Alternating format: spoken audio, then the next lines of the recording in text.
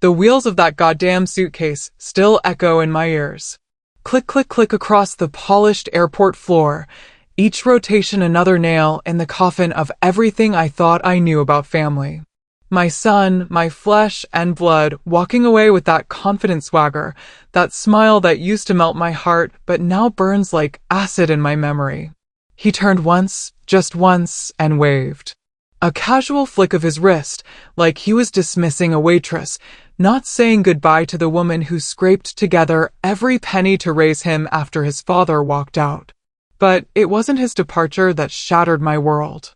It was the small hand that suddenly clamped around mine with the desperation of a drowning child. "Grandma, we need to go. Now." 7 years old. 7 fucking years old, and she could see what I couldn't. Or wouldn't. My granddaughter's voice cut through the airport noise like a scream in a library. I looked down at her face, pale, eyes wide with a fear that children shouldn't know exists.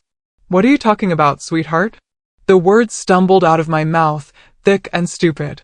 Even as I said them, something cold crawled up my spine.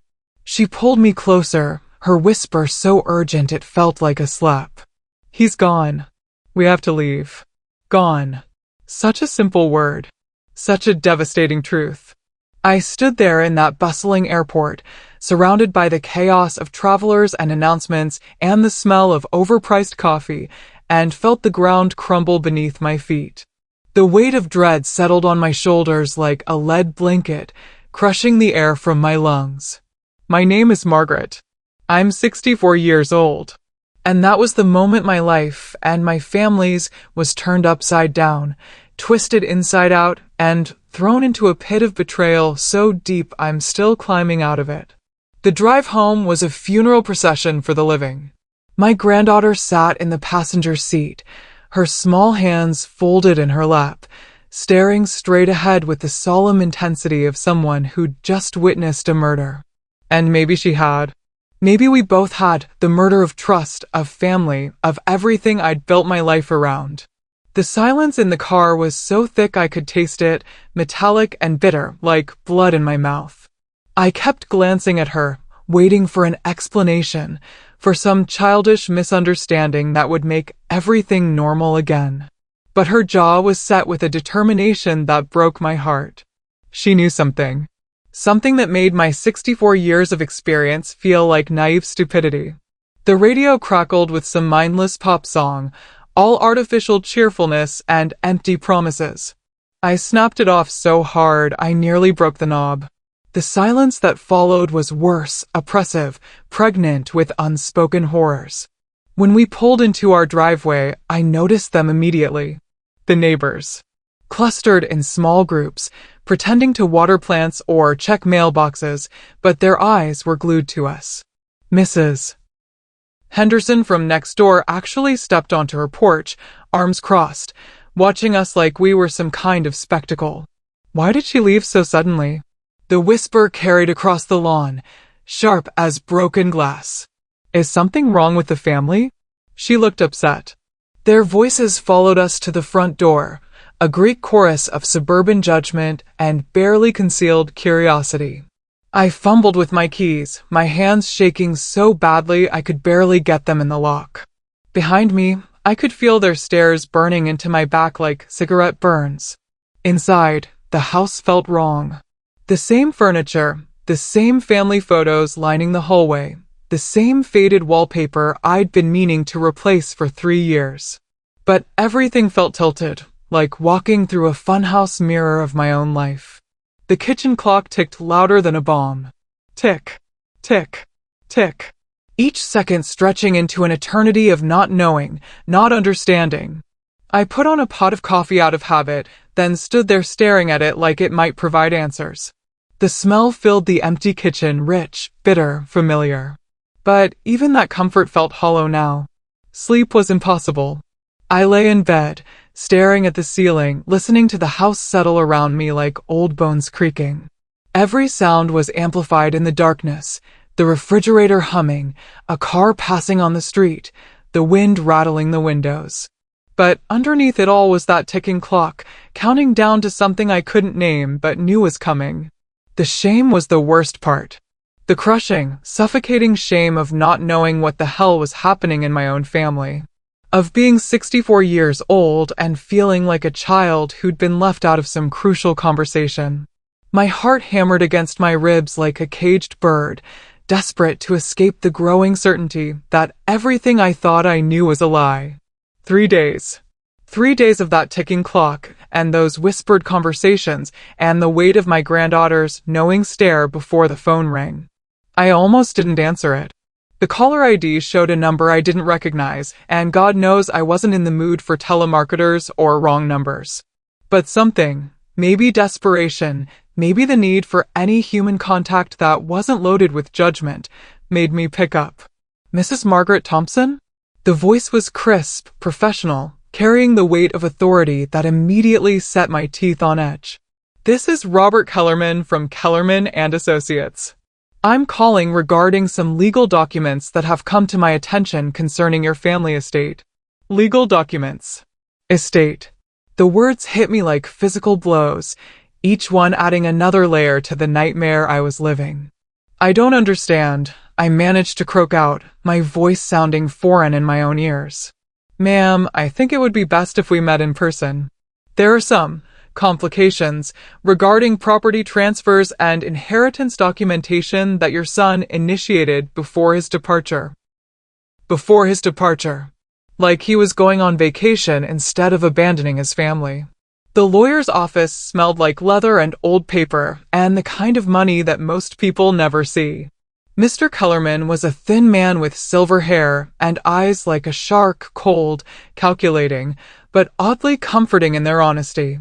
At least he wasn't pretending to give a damn about my feelings. Your son, he said, spreading documents across his mahogany desk like dealing cards, was apparently more strategic than you realized. Strategic. The word tasted like poison. The papers told a story I wouldn't believe, until the evidence was spread out in front of me like a roadmap to betrayal. Property deeds. Insurance policies. Bank accounts. All with my name on them. All legally mine. He secured these assets in your name, Kellerman explained, his voice as neutral as Switzerland. Possibly to protect them from creditors, possibly for tax purposes. The motivations are unclear. But the legal reality is simple. You now control a significant portion of what your family considered their inheritance. For the first time in days, I felt something other than confusion and shame. I felt power. Raw, intoxicating power settling into my bones like whiskey on a cold night. The phone calls started the next morning. My daughter Sarah was first, her voice honey-sweet with fake concern. Mom, we really need to talk. There's been some kind of mistake with Dad's will. Delete. My eldest son Robert called 3 times in an hour, each message progressively more desperate. Ma, please, this is important. We're family. We need to stick together. Delete. Even my sister, my own sister, who hadn't called me in 2 years, suddenly remembered I existed. Margaret, I heard about the situation. I think there's been a misunderstanding. Delete. Delete. Delete. Each deleted message felt like a small victory, a tiny act of rebellion against decades of being taken for granted. They wanted to talk now? They wanted to be family now? Where the fuck were they when I was struggling to pay my mortgage? Where were they when I was caring for their father during his final illness, while they were too busy with their own lives to visit? The doorbell became my enemy. Ding dong, like a death knell throughout the day. I stopped answering. I stopped even looking out the peephole. Let them stand on my porch like the beggars they'd become. Let them feel what it's like to be ignored, dismissed, forgotten. But they didn't stop. If anything, they got more creative. Flowers appeared on my doorstep, expensive arrangements with cards full of empty sentiment. Thinking of you during this difficult time. Family is forever.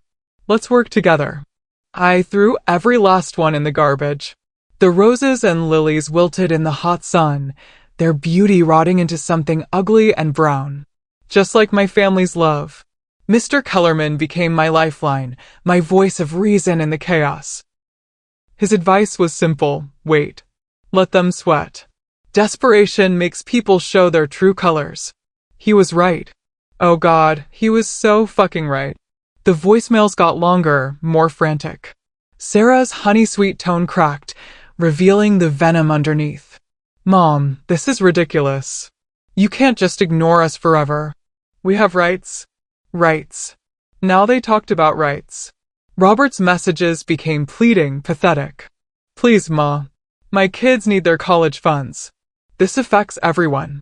Don't let some lawyer turn you against your own family. Some lawyer. As if Mr. Kellerman had poisoned my mind instead of simply opened my eyes. Even my youngest, David, the one I'd thought was different, the one who'd stayed close, who'd called every week, even he showed his true face. Mom, I don't know what game you're playing, but it needs to stop. This money isn't just yours. Dad meant for all of us to benefit. Dad meant.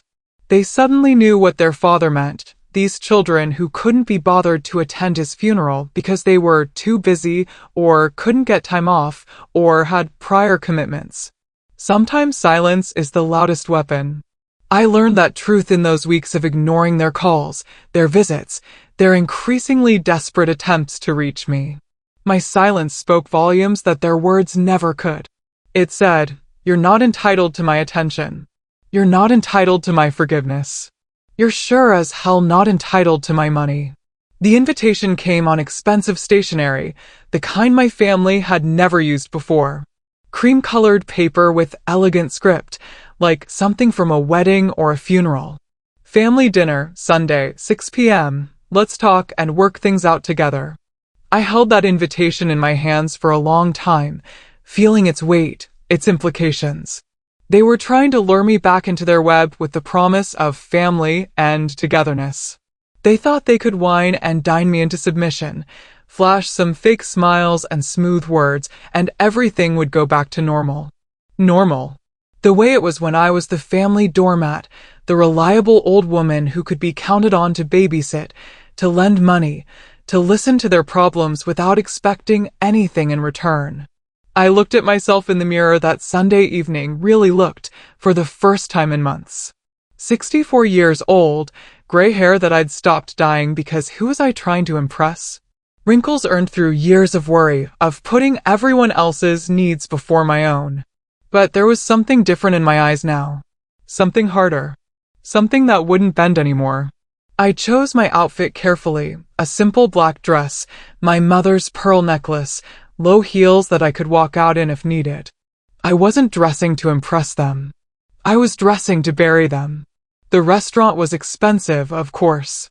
The kind of place they'd never taken me before, all white tablecloths and crystal glasses and waiters who spoke in whispers. Sarah had reserved a private dining room, for privacy, she'd said. More likely to contain the explosion they knew was coming. They were all there when I arrived. My children, my sister, even some cousins I hadn't seen in years. All dressed in their finest, all wearing those practiced smiles that didn't reach their eyes. The prodigal mother returns. Mom. Sarah rushed to embrace me, her perfume cloying and overwhelming. You look wonderful. We've missed you so much. Missed me. Right. Robert pulled out my chair with exaggerated courtesy, his smile as fake as a campaign promise. Thanks for coming, Ma. This means everything to us. Everything. Now I meant everything to them. The dinner was a carefully choreographed performance. Expensive wine flowing like water, courses appearing with clockwork precision, conversation dancing around the real reason we were all there like vultures circling carrion. They asked about my health, my garden, my granddaughter, anything but the elephant in the room that was crushing us all. I played along at first, answering their questions with polite monosyllables, watching them squirm as they tried to work up the courage to broach the real subject. The wine loosened their tongues, made them bold, made them sloppy. It was Robert who finally broke. Halfway through the main course, his mask slipped. Look, Ma, we all know why we're here. This whole situation with Dad's estate, it's gotten out of hand. We need to sit down with lawyers, get this sorted out properly. Families shouldn't fight over money. Families shouldn't fight over money. The irony was so thick I could cut it with my steak knife. It was a misunderstanding, Sarah added quickly, her lawyer's training showing. Dad never meant for you to shoulder this burden alone. We're here to help. Help. They wanted to help me carry the burden of wealth. How generous. We just want what's fair, my sister chimed in, her voice quavering with practiced emotion. What's right for everyone. Fair. Right. Everyone. I set down my fork and looked around the table at these people, these strangers wearing familiar faces. For 64 years, I'd been their safety net, their emotional dumping ground, their reliable old mother who'd always be there when they needed something. But when I needed them, when their father was dying and I was drowning in medical bills and grief, they were nowhere to be found. Family doesn't show up only when money is on the table. My voice cut through their chatter like a blade through silk. The words hung in the air, sharp and undeniable, and I watched their faces change, the masks slipping, the pretense crumbling, the truth finally emerging. Mom, that's not fair, Sarah started. Fair? I stood up, my chair scraping against the hardwood floor with a sound like nails on a chalkboard. You want to talk about fair? Where were you when your father needed you? Where were you when I was working 2 jobs to keep us afloat? Where were you during the chemo treatments, the midnight trips to the emergency room, the months of watching him waste away? The silence that followed was deafening. Around the table, my family, my blood, stared at me like I'd grown a second head. Like the idea that I might have feelings, might have needs, might have reached a breaking point, was somehow incomprehensible. You were busy, I continued, my voice growing stronger with each word. You had your own lives, your own problems, your own priorities. But now that there's money involved, suddenly you remember you have a mother. Suddenly family matters. That's not, Robert tried to interrupt. Don't. The word came out like a gunshot, silencing him instantly. Don't you dare try to rewrite history. Don't you dare try to make this about misunderstandings or miscommunications. This is about choices. Your choices. And now you have to live with them. I picked up my purse, my hands steady despite the earthquake of emotion raging inside me. You want to know what's fair? Fair would have been showing up. Fair would have been caring when it mattered. Fair would have been treating me like family instead of an obligation. The begging started as I walked toward the door. Sarah's voice, high and desperate, Mom, please, don't leave like this. We can work it out. We're family. Family. The word that had become meaningless through their neglect, that they now wielded like a weapon of guilt and manipulation. I turned back one last time, looking at their faces, flushed with wine and desperation, twisted with the kind of grief that comes not from loss, but from losing something you never appreciated until it was gone. No, I said quietly. You're strangers who happen to share my DNA. And that's all you'll ever be. The door closed behind me with a soft click that sounded like the end of the world. The aftermath was better than any revenge I could have planned. Within weeks, their unity, such as it was, crumbled like a house of cards in a hurricane. The whispers that had followed me home from the airport were nothing compared to the full-scale gossip war that erupted as word of their failed dinner spread through our small community. Mrs. Henderson, who'd watched me leave so suddenly that first day, now watched them with the hungry eyes of someone witnessing a soap opera in real life. The story grew in the telling, as stories do, until half the neighborhood was convinced that my children had tried to swindle me out of my inheritance, and I'd caught them red-handed. They turned on each other with the viciousness of starving wolves. Sarah blamed Robert for pushing too hard too fast. Robert blamed David for not doing enough to convince her. David blamed Sarah for being too obvious about the money. My sister blamed everyone and positioned herself as the innocent victim who'd just been trying to help. The legal battles that followed were ugly, expensive, and utterly futile. They hired lawyers to contest the will, to challenge the property transfers, to find any loophole that might get them what they felt they deserved. Every filing, every motion, every billable hour drained their resources and poisoned what little remained of their relationships with each other. I watched from the sidelines like someone observing a particularly vicious sporting event. Mr. Kellerman kept me informed of their legal maneuvers with the detached professionalism of a war correspondent. Their arguments were weak, their claims baseless, their chances of success approximately zero. Your late husband was very thorough, Kellerman told me over coffee in his office. Whatever his motivations, he made sure everything was legally airtight. Your children can spend their inheritance on lawyer fees, but they won't change the outcome. Spending their inheritance on lawyer fees. The poetry of it was almost too perfect. The local paper, a small weekly that usually covered little more than high school sports and city council meetings, picked up the story. Local family feud erupts over estate dispute. They kept the details vague, protecting privacy laws and probably afraid of lawsuits, but everyone in town knew exactly which family they were writing about. My children became local celebrities of the worst kind, the kind people crossed the street to avoid, the kind who generated awkward silences when they entered a room. Sarah's law practice suffered as clients began to question her judgment. Robert's business relationships grew strained as word spread about his family issues. David, who'd always prided himself on being above such drama, found himself painted with the same brush as his siblings. I felt no satisfaction in their suffering. That surprised me. I'd expected to feel triumphant, vindicated, pleased with their comeuppance. Instead, I felt empty, not sad, not angry, just empty. Like someone had scooped out all my emotions and left me with a hollow shell where my heart used to be.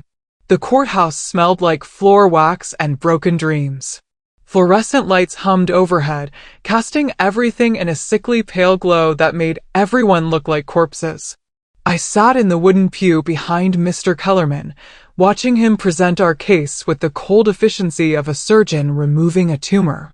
The judge, a tired-looking woman in her 50s with graying hair and glasses that had seen better days, listened to both sides with the patience of someone who'd heard every family sob story in the book.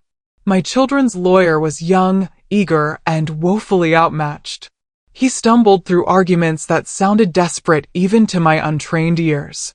Your Honor, he pleaded, the deceased clearly intended for his estate to benefit all his children equally.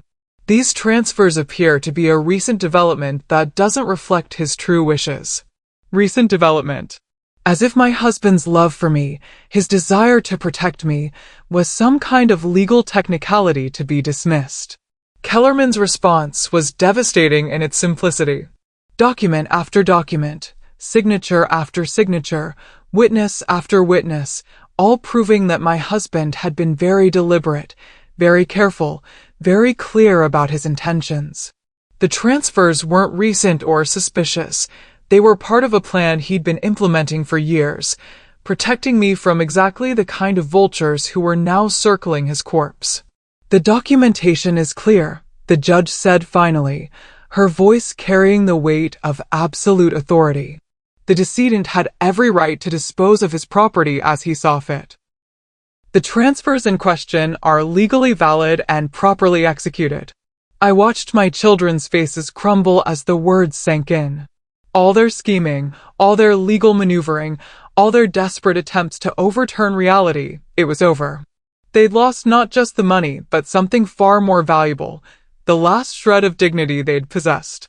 Outside the courthouse, Kellerman shook my hand with the firm grip of someone who'd just won a war. Congratulations, Mrs. Thompson. Your patience and restraint have been vindicated. Patience and restraint. He made it sound noble, virtuous. The truth was simpler. I'd learned that silence was more powerful than screaming, that walking away was more devastating than fighting back, that sometimes the best revenge was simply refusing to participate in someone else's drama. My children lingered on the courthouse steps like mourners at a funeral. They huddled together, whispering urgently, probably planning their next move or deciding who to blame for this latest failure. I walked past them without acknowledgement, my granddaughter's small hand in mine, stepping into the warm afternoon sunlight that felt like absolution. I don't need revenge, I said to no one in particular, my voice carrying on the spring breeze. Your own greed destroyed you. The words were true. I hadn't destroyed my family. They destroyed themselves with their expectations, their entitlement, their inability to see me as anything more than a convenient source of support and validation. I'd simply stepped out of the way and let them do what they were going to do anyway. The walk from the courthouse to my car felt like a journey from one life to another.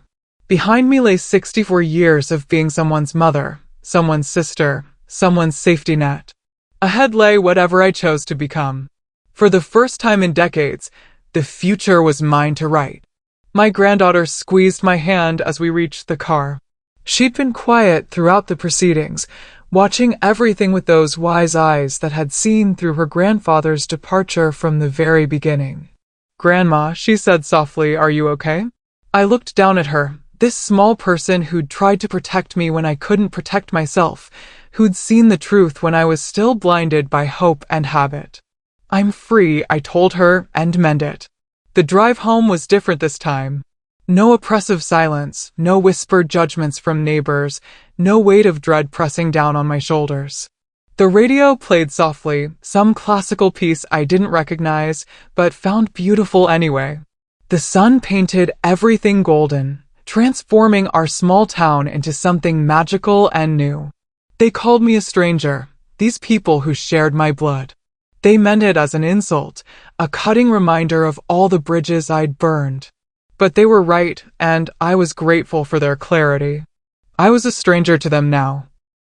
Free from their expectations, their demands, their casual cruelty disguised as family obligation. I was a stranger by choice, and that choice had saved my life. The house felt different when we returned.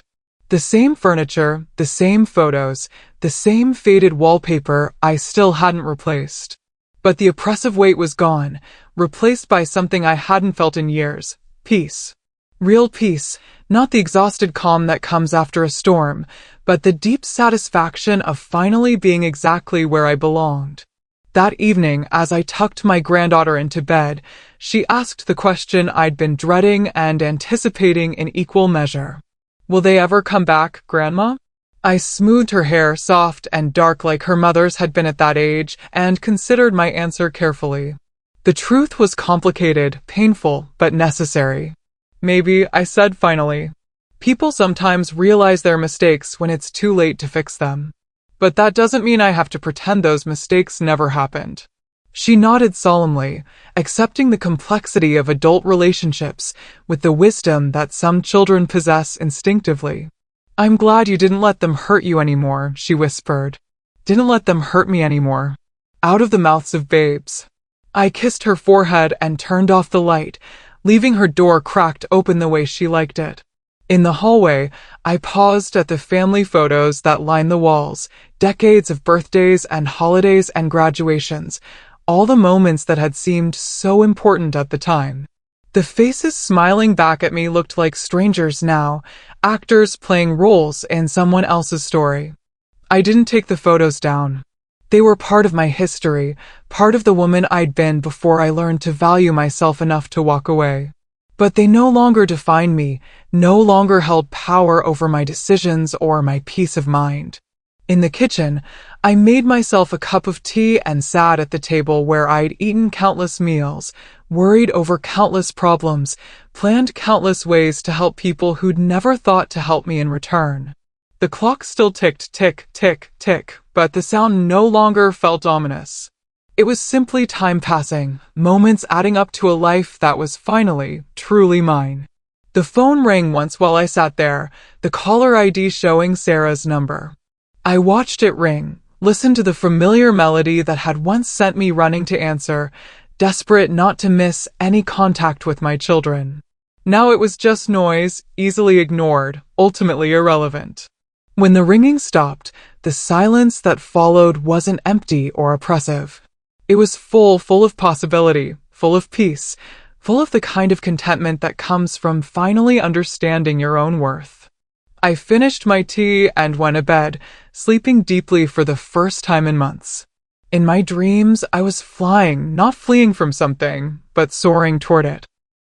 The ground fell away beneath me, taking with it all the weight of other people's expectations, all the burden of maintaining relationships that existed only to serve others' needs.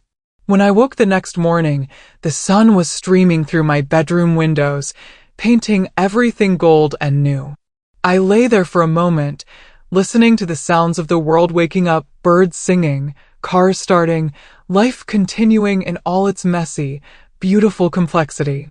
I was 64 years old. I was alone by choice rather than circumstance. I was free. And for the first time in decades, that was enough. The story doesn't end with reconciliation because some betrayals run too deep for forgiveness. It doesn't end with revenge because some people destroy themselves more thoroughly than any enemy ever could. It ends with understanding, the understanding that family is supposed to be chosen every day, not simply assumed because of shared genetics. They thought they could take my money and keep my love. They thought they could ignore my needs and claim my loyalty. They thought they could treat me like a convenience and still call themselves family. They were wrong about everything except one thing. I am a stranger to them now. And that strangeness, that distance, that blessed separation is the greatest gift they ever gave me, even if they gave it accidentally, even if they never meant to set me free. Sometimes the most profound victories look like defeats to the outside world. Sometimes walking away is braver than fighting. Sometimes silence speaks louder than any words ever could.